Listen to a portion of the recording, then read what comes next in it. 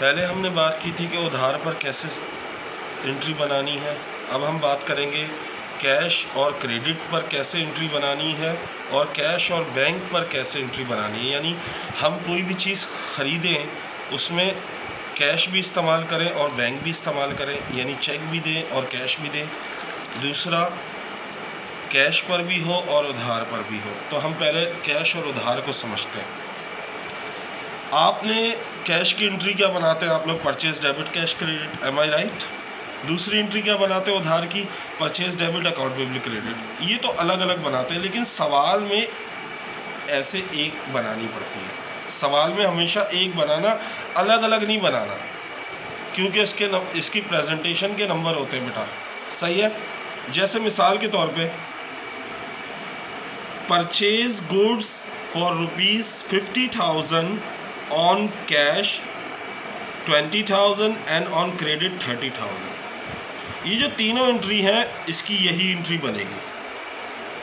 मैंने सिर्फ घुमा के लिखा है, इसको समझना आपने, तो आपको सारी एंट्रीज समझ आ जाएंगी। देखो, हमने मर्चेंडाइज खरीदी 50,000 की, ये मर्चेंडाइज का अमाउंट है, यानी गुड्स किसे कहते हैं? मर्चेंडाइज को। मर्चेंडाइज का अमाउंट क्या है? 50,000, जिसमें से कैश आपने कितना दिया? 20,000, और उधार कितना किया? 30,000, 30,000। तो इसमें तो तीनों अमाउंट मेंशन है, तो आपके लिए मसला नहीं होगा। आपने परचेज में लिखा 50,000, कैश क्रेडिट में लिखा 20,000 और अकाउंट पेबल में लिखा 30,000, इसी तरह। सही है?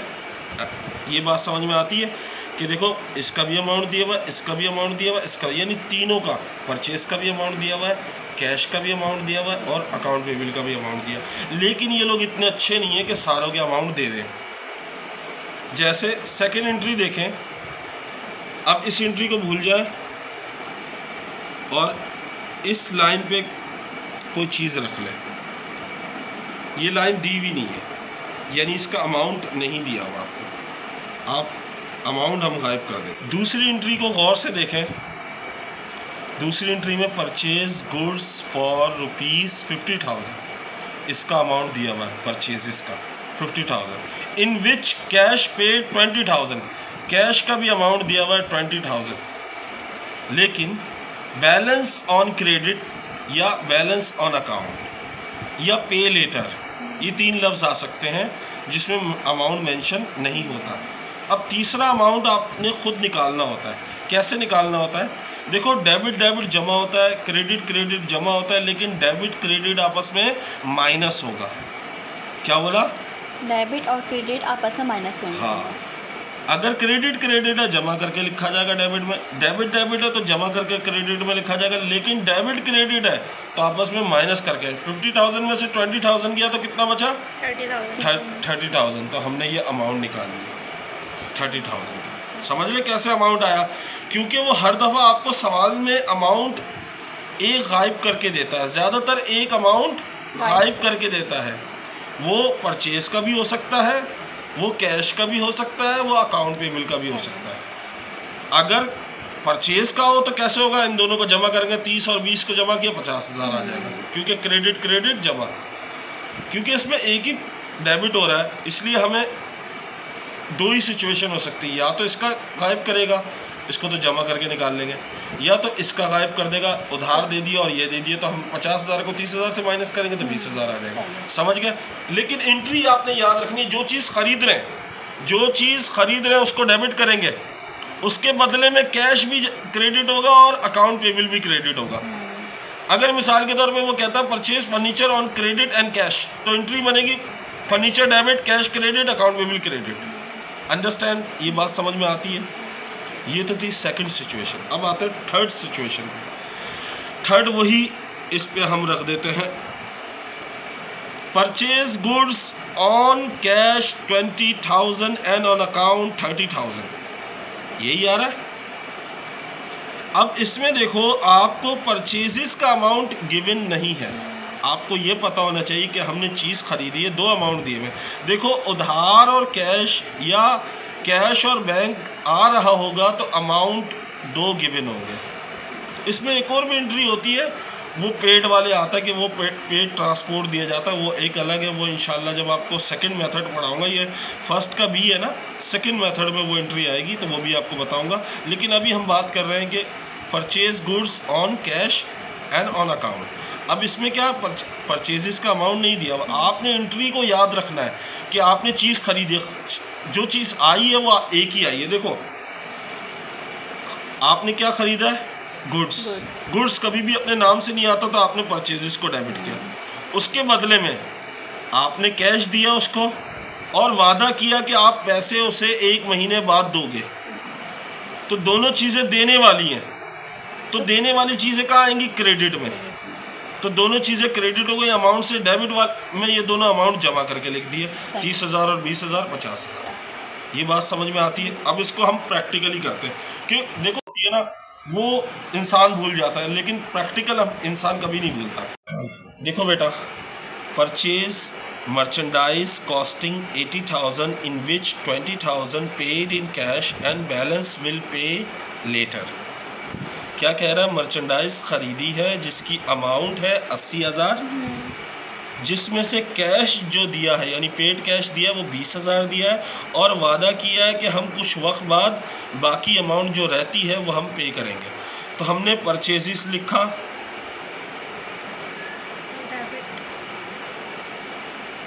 परचेजेस डेबिट हो गया, किस अमाउंट गिवन है तो अमाउंट लिख दिया हमने 80,000। दूसरा हमें क्या बोल रहा है, हमें कैश हमने उसे दिया, कैश क्रेडिट 20,000, और बैलेंस विल पे वाला लफ्ज हमेशा क्रेडिट में आता है, कैश हो या उधार हो, तो अकाउंट पेबल, क्योंकि हमने उसे पैसे देने हैं, दिए नहीं है, अकाउंट पेबल। अब इन दोनों का फर्क निकालते हैं, क्या आ रहा है, 60,000, 60,000, ये हो गई एंट्री, सिंपल। अब इधर आ जाए, इस एंट्री को देख लेते हैं, ये आप लोग खुद हल करेंगे, सिर्फ समझाता हूँ।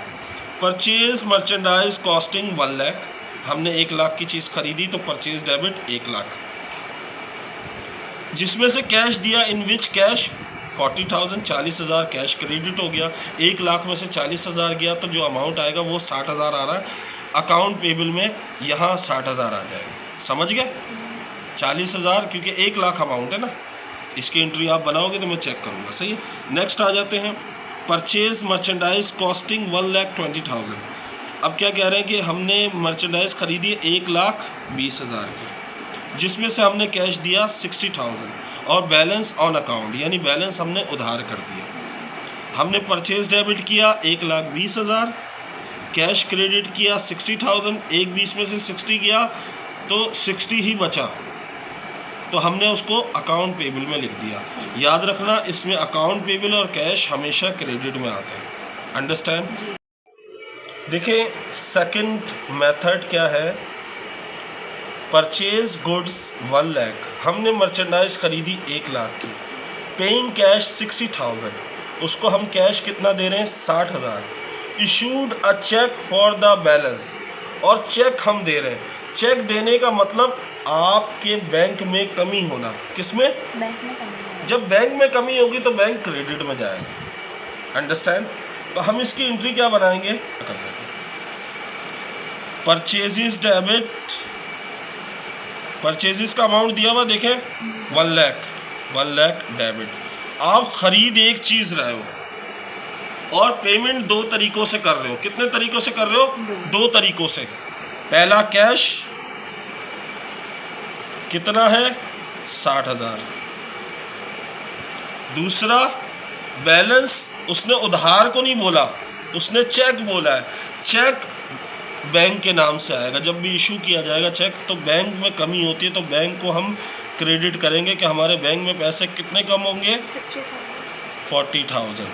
कैसे 40,000 निकाला, देखो 1 लाख को 60,000 से माइनस किया 40,000 आ गया, अंडरस्टैंड। अब इस एंट्री को समझ लेते हैं, परचेज गुड्स 3 लाख, 3 लाख की हमने मर्चेंडाइज खरीदी, purchase debit 3 lakh, paying cash कितना दे रहा है 80,000, और इन दोनों को माइनस करेंगे तो ये अमाउंट आ रहा है 2,20,000, 2,20,000। तो हमने purchase debit 3 lakh, cash credit 80,000, bank credit 2,20,000। Understand? इस पे आ जाओ। परचेज गुड्स, इसमें गुड्स का अमाउंट नहीं गिवन। अब ये मैं आपको कर देता हूँ। परचेजेस डेबिट, अमाउंट नहीं दिया, हम अमाउंट नहीं लिख रहे इसमें, मगर किस चीज़ का अमाउंट दिया हुआ है? कैश का अमाउंट गिवन है। कैश कितना है? 60,000 क्रेडिट में, और बैंक भी क्रेडिट में आ रहा है और उसका भी अमाउंट कितना दिया हुआ है? 60,000। इन दोनों को जमा करेंगे तो डेबिट में आ जाएगा 1,20,000। समझ में आ रही है ये बात? अंडरस्टैंड? प्रैक्टिस चेक करते हैं। Purchase merchandise costing 80,000 which ₹20,000 and in cash and balance will pay later. इसमें परचेज का अमाउंट दिया हुआ है, परचेज डेबिट 80,000, इसमें कैश का अमाउंट दिया, कैश क्रेडिट 20,000, और इन दोनों को आपस में माइनस किया 60,000 अकाउंट पेबल में आ गया। इसी तरह परचेज एंट्री वही बनेगी, purchase debit cash credit account payable credit, ये याद रखना। फिर purchase merchandise costing 1 lakh in which cash 40,000 and balance on credit. इसमें भी मर्चेंडाइज का अमाउंट दिया हुआ है और आपको कैश का अमाउंट दिया हुआ है। तो मर्चेंडाइज में मर्चेंडाइज का अमाउंट लिखा, कैश में कैश का अमाउंट लिखा, और दोनों को आपस में माइनस किया और अकाउंट पेबल में अमाउंट लिख दिया। 1 लाख में से 40,000 गया, 60,000 अमाउंट आ गया। उसके बाद purchase merchandise costing 1,20,000 in which paid cash 60,000 and balance on account. इसमें भी मर्चेंडाइज का अमाउंट दिया 1,20,000, हमने परचेज में लिख दिया 1,20,000 परचेज डेबिट। कैश क्रेडिट हमने 60,000 कर दिया और दोनों को आपस में माइनस किया और अकाउंट पेबल में क्रेडिट में 60,000 लिख दिया, क्योंकि 1,20,000 में 60 गया तो 60 ही बचता है। Purchase goods for ₹1 lakh paying cash 60,000 and issue a cheque. ये बैंक वाली और कैश वाली एंट्री थी। इसमें क्या है, एंट्री में याद रखना अपने परचेज डेबिट, क्योंकि आप ख़रीद रहे हो किस तरीके से, कैश से और बैंक से। बैंक पेमेंट ऑप्शन यूज़ कर रहे हो और कैश पेमेंट ऑप्शन यूज़ कर रहे हो, तो आपकी ये दोनों ऑप्शन क्रेडिट में आएंगे और कैश डेबिट होगा। तो परचेज डेबिट आपने इसके सामने लिखना था, आपने लिखा नहीं, तो ये यहाँ पे आएगा। सही है। Purchase debit 1 lakh, cash credit 60,000, bank credit 40,000। हमने अमाउंट कैसे निकाला? आपके पास कैश का दिया हुआ था और परचेजेस का दिया हुआ था, आपस में दोनों माइनस किए, 40,000 बैंक में आ गया। Next, purchase goods for ₹3 lakh, हमने परचेज मर्चेंडाइज खरीदी है 3 लाख की, पेइंग कैश 80,000 और कैश अदा कर रहे हैं 80,000 एंड चेक बैलेंस 2,20,000, कि हमारा जो चेक का जो रिमेनिंग बैलेंस बचता है वो 2,20,000। इसमें तीनों अमाउंट थे, ये खुद की एंट्री बनाई थी इसलिए अमाउंट गलत हो गया था। तो purchase debit 3 lakh, cash credit 80,000, इन दोनों को आपस में माइनस करें जब भी 2,20,000 आता है, लेकिन इसमें गिवन था सवाल में, तो हमने तीनों के अमाउंट इसमें गिवन थे। तो purchase debit 3 lakh, cash credit 80,000 और bank credit 2,20,000। Last entry bank वाले की देखते हैं, परचेज गुड्स पेइंग कैश 60,000। ये बात याद रखना, देखो इसके गुड्स के बाद अमाउंट नहीं गिवन, गुड्स के बाद अमाउंट गिवन होता तो वो मर्चेंडाइज का अमाउंट होता। वो कह रहा पेइंग कैश, तो ये अमाउंट किसका हुआ? कैश का। तो कैश का अमाउंट दिया हुआ है, क्रेडिट में लिखेंगे 60,000 and issue cheque paid by bank, या तो इशू चेक आए या पेड बाय बैंक आए, दोनों का मतलब होता है बैंक क्रेडिट। बैंक क्रेडिट का अमाउंट भी दिया हुआ है 60,000, दोनों अमाउंट दिए हुए क्रेडिट वाले दोनों अमाउंट दिए हुए, कैश भी दिया हुआ है, बैंक भी दिया हुआ, दोनों को जमा करके 1,20,000 परचेसेस में लिख देंगे। Purchase merchandise for cash 1 lakh and on account for ₹50,000। देखिए इसमें हमें मर्चेंडाइज का अमाउंट गिवन नहीं है, क्योंकि मर्चेंडाइज का अमाउंट देता तो वो कैश का जिक्र नहीं करता, वो कैश से पहले अमाउंट लिखता तो वो मर्चेंडाइज का होता। उसने कैश के बाद अमाउंट लिखा है तो इट मीन्स ये कैश का अमाउंट है, और दूसरा उधार का अमाउंट है। एंट्री वही बनेगी, purchase debit cash credit account payable credit. अब परचेज का अमाउंट के सामने हम कुछ नहीं लिखेंगे, यानी इसके सामने हमारे पास कुछ नहीं है। हमने कैश के सामने 1 लाख रुपए लिखा और अकाउंट पेबल के सामने 50,000 लिखा। इन दोनों को जमा करके हमने 1,50,000 परचेजेस के सामने लिख दिया। अब इधर आ जाए, ये मोस्ट इम्पॉर्टेंट मिस्टेक होती है, purchase merchandise from mister Asif ₹25,000 on credit. देखो इसमें उधार का अमाउंट दिया व कैश का अमाउंट दिया। अब बच्चे क्या समझते हैं ये जो 25,000 है ये मर्चेंडाइज का। अगर ये मर्चेंडाइज का होता तो मर्चेंडाइज के फ़ौरन बाद आता, अंडरस्टैंड, क्योंकि नाम के बाद नाम किसकी निशानी होती है? उधार की। तो नाम के बाद आ रहा है तो इट मीन्स ये उधार है। ये 25,000 उधार हुआ और ये कैश हुआ। ये दोनों चीज़ें ऑन अकाउंट पेबल और कैश ये दोनों क्रेडिट होती है इस एंट्री में। तो हमने दोनों को क्रेडिट किया, दोनों के सामने अमाउंट लिखा और परचेजेस में कुछ भी नहीं लिखा, परचेजेस में कुछ भी नहीं लिखा। हमने कैश लिखा 10,000, अकाउंट पेबल लिखा 25,000, इसको भी तो काट दो, और इन दोनों को जमा किया। 35,000 किस में आ गया? हमारा परचेजेस में, क्योंकि परचेज का अमाउंट गिवन नहीं था। एंट्री कंफर्म है, purchase debit account payable credit और कैश क्रेडिट, या purchase debit cash credit account payable credit. Account payable ऊपर लिख दो या नीचे लिख दो, कोई इशू नहीं है। उसके बाद नेक्स्ट एंट्री है परचेज गुड्स फ्रॉम अली। हमने अली से मर्चेंडाइज खरीदी ऑन क्रेडिट, क्रेडिट पर, फॉर, अब क्रेडिट का अमाउंट दे रहा है यानी उधार का अमाउंट 45,000 एंड कैश 33,000। तो ये दोनों क्या है? ये दोनों नाम क्या है? अकाउंट पेबल और कैश हमेशा क्रेडिट में आते हैं। कैश आपने क्रेडिट किया 33,000, अकाउंट पेबल क्रेडिट किया 45,000 से, इन दोनों को जमा करके परचेज में लिख दिया 78,000। हमने 26 एंट्रीज करनी है प्रैक्टिस, और वो घर से करनी है। मैं ओरली आपको बता देता हूँ। Purchase merchandise for ₹8,000 which 2,000 was paid in cash and cheque was issue for the balance of ₹6,000। इसमें तीनों अमाउंट दिए हुए। ये कौन सी एंट्री है बताओगे? सोचो। देखो इसमें उधार का कहीं जिक्र नहीं है, अमाउंट 3 आ रहे हैं। पहला मर्चेंडाइज 8,000 डेबिट हो गया परचेस, कैश क्रेडिट 2,000 हो गया, बैंक क्रेडिट 6,000 हो गया। 6,000 2,000 को जमा करो 8,000 बनता है। तो कैश क्रेडिट और बैंक क्रेडिट और परचेजेस डेबिट, समझ गए? तो परचेजेस पहले डेबिट हुआ 8,000, कैश क्रेडिट 2,000, बैंक क्रेडिट 6,000। ये एंट्री कंफर्म हो गई। नेक्स्ट एंट्री आते हैं परचेज मर्चेंडाइज फॉर कैश। ये तो बता सकते हैं, purchase merchandise for cash, purchase debit cash credit. उसके बाद sold merchandise for cash 27,000, cash debit sale credit. Purchase furniture for cash 7,000, purchase debit furniture debit cash credit 7,000।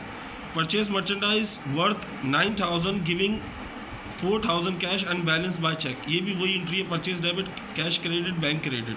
इसमें क्या है? एक अमाउंट गिवन नहीं है। 9,000 परचेज में आया, कैश में 4,000 आया, 9 में से 4 गया, 5,000 बचा बैंक में। सही है।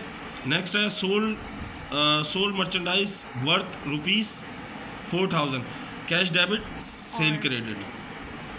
नेक्स्ट है, इधर आ जाए, परचेज फर्नीचर, यही है ना, purchase furniture for shop 64,000, furniture debit cash credit.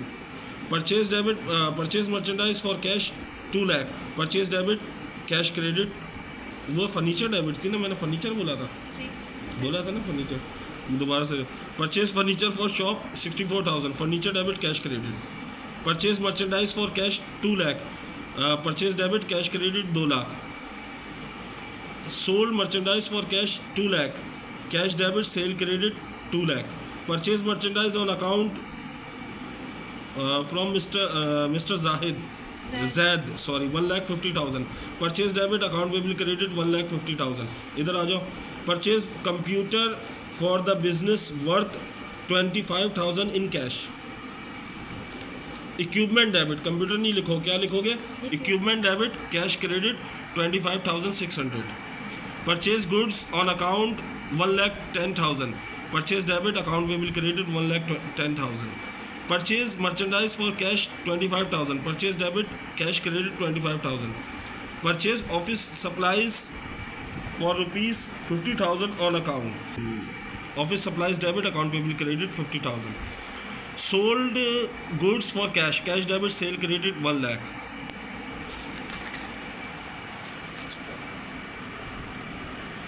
Purchase furniture shop on cash, for shop on cash, furniture debit, cash credit 50,000. Purchase computer for the business worth 50,000, equipment debit, cash credit 50,000. Sold merchandise for cash 1,50,000, cash debit, sale credit 1,50,000. Purchase debit, purchase merchandise on credit ₹50,000, purchase debit, account payable credit. Purchase merchandise on account 20,000, purchase debit, account payable credit. Purchase merchandise 80,000, paid 3,000 and issue a note for balance. याद रखना, note का लफ्ज आ जाए तो note payable आता है, account payable नहीं आता. आपने जहाँ अकाउंट पेबल लिखते हैं वहाँ नोट, अकाउंट की जगह नोट लिख दीजिएगा. तो आप क्या करेंगे, purchase debit 8,000, cash credit 3,000, note payable credit, इन दोनों का फ़र्क निकाला 5,000. सही है. ओ ये भी है. Purchase merchandise ₹12,000 from Javed and sons, paying cash 2,000, balance on credit.